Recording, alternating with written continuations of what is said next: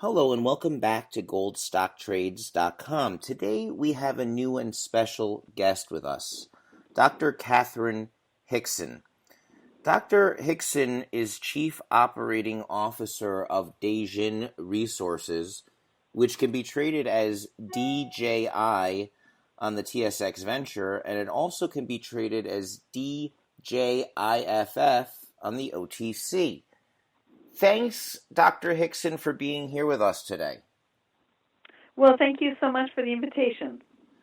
Let's talk about the lithium sector. You have many years of experience in exploration geology, and especially these geothermal systems, these brines, these lithium brines. Talk to us about what you're seeing in the lithium sector and some recent developments, and what should investors be excited about, and what should they be looking for in the junior lithium sector? Well, those are all very good points, and Dajin has been in this sector since 2008, and my career goes back even farther than that. But one of the things that we know for lithium brines, so lithium brines are, where the lithium is in solution. So it's in a liquid. We call those liquid brines. And those brines are found in what we call our closed basins, sometimes referred to as playas in the United States and salars in South America.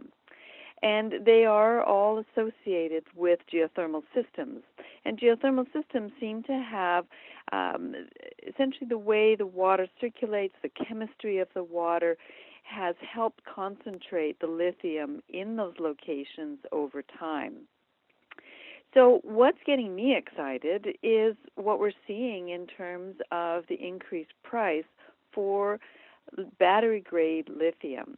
Lithium is a very interesting commodity, and it's used in a wide variety of applications, from lubricants, greases, to ceramics, and most recently in batteries. And the amount of lithium that's used in batteries has been increasing significantly as our world kind of turns in, as we electrify everything from vehicles to our cell phones. Dr. Hickson, you've worked as an exploration geologist for many years, and you've worked for some top investors, mining investors.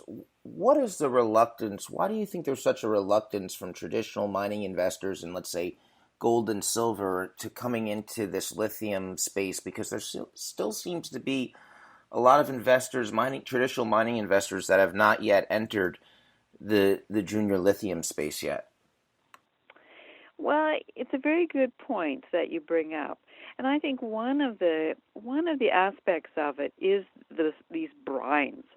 So lithium is not an uncommon mineral. It's actually very common. It is found almost everywhere, including ocean water, but it's very low concentrations.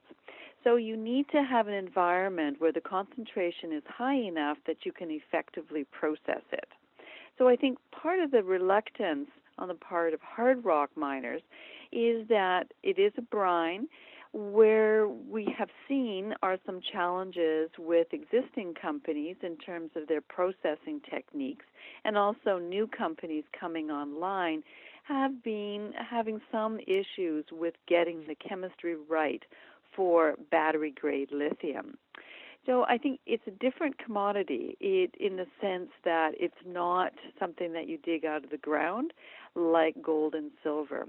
Now, within the lithium space, there is hard rock, and that is minerals like spodumene or lepidolite, and they are mined in traditional techniques. But what we know from the work that's being done on processing is that the brines are easier to process and have much lower cost of processing than the hard rock. Right. Yeah, the brines have been proven to be more economical than the production from some of those hard rock mines. So when we're looking at lithium brines, I guess the one of the areas that you've been focused on for many years in Dajin as a company is on the South American Lithium Triangle in Argentina.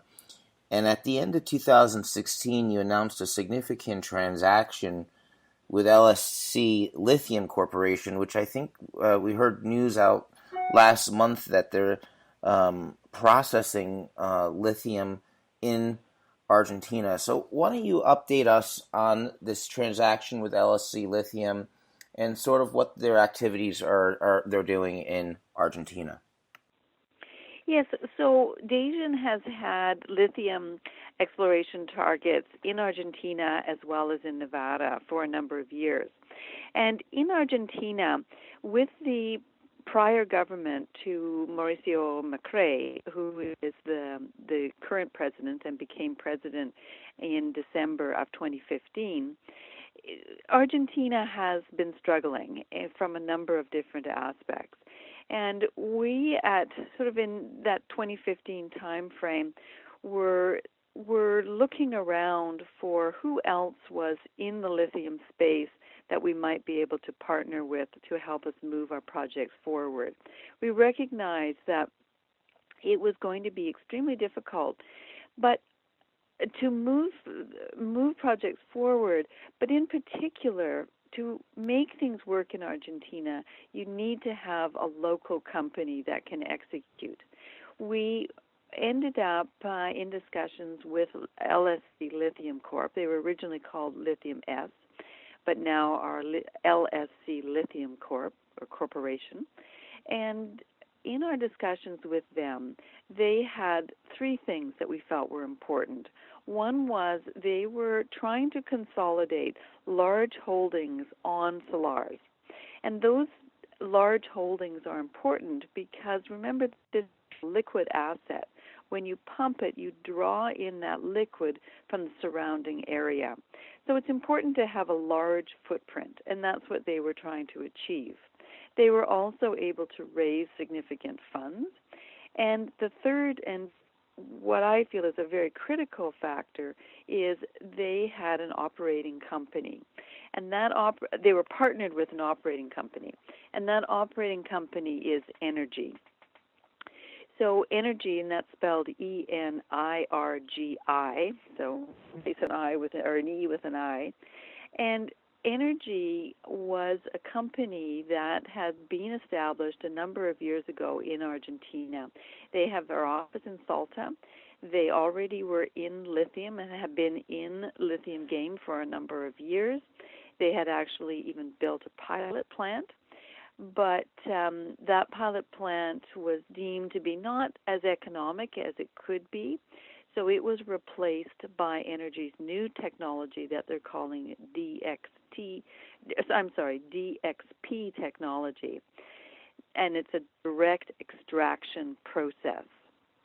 So a number of things about direct extraction, and one of the key thing is, in these salars, if you look at past operators, what you see is they build large evaporation ponds. And those large ponds are to increase the concentration of the lithium in the brine prior to processing. Energy's DXP process does not require this pre-concentration. So they pump raw brines directly from the salar and put them through the plant and create lithium carbonate in under 24 hours.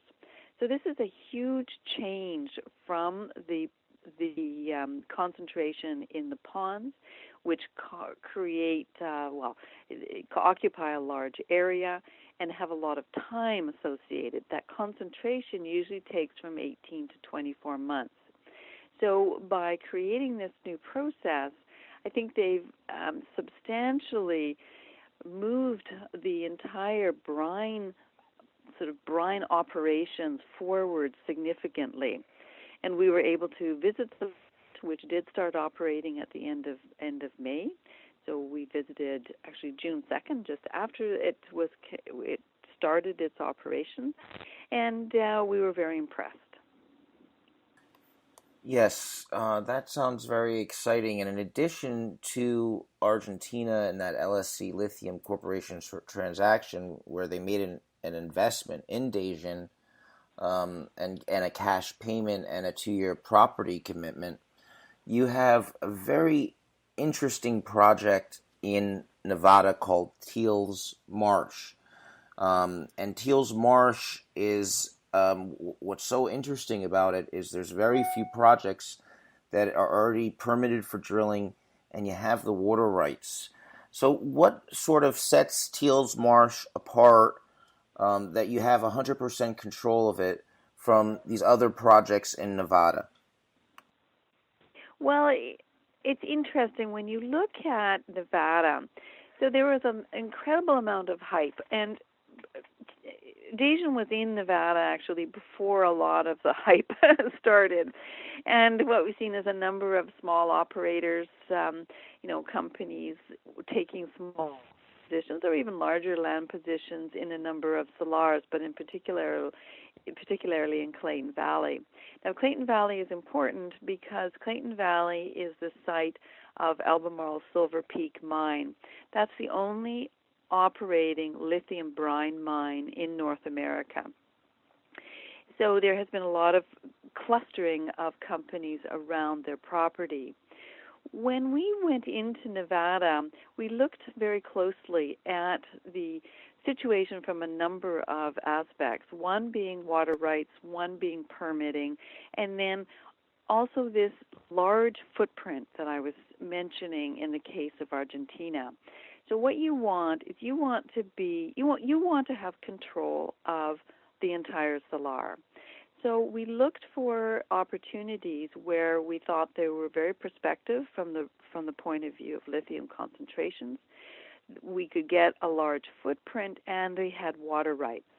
So in Nevada, to move water around, even if you're not using that water in a consumptive manner, for example, if you have evaporation ponds, that's as you are consuming the water because it's evaporating. But in Nevada, even if you're not evaporating, if you're pumping the water up, putting it through this technology like Energy's DXP, and then pumping it back down into the ground, you still need to have water rights. So that was the key things that we looked for. And in Teels Marsh, all of those three things have come together. We have a large footprint, we have water rights, and we've been able to permit it. So, Dr. Hickson, going forward, in conclusion, what should Dajin shareholders be excited for in 2017? Well, what I think we're excited about is that prices continue to go up. The technology is improving. As I've already mentioned, Energy has just come online with their plant in Salar de Rincon. We were very impressed with that. So we know that there are technologies out there that will process the brine quickly without the use of water and create a high-quality product. So we're very pleased with that. And just the increasing demand for lithium. So all of these things are coming together. And it's still technologically a hurdle.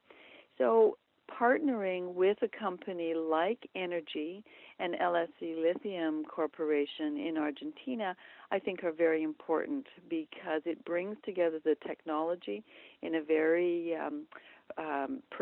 potentially productive area for lithium in the triangle, and then being able to use that experience and expertise in Nevada will be very important. Dr. Hickson, Chief Operating Officer of Dajin Resources, which can be traded as DJI on the TSX Venture and as DJIFF on the OTC. You can get more information at Dajin, DAJIN.com. Thanks, Dr. Hickson, for being here with us today and for giving us an update and introduction into Dajin Resources. Thank you very much, Deb. My pleasure.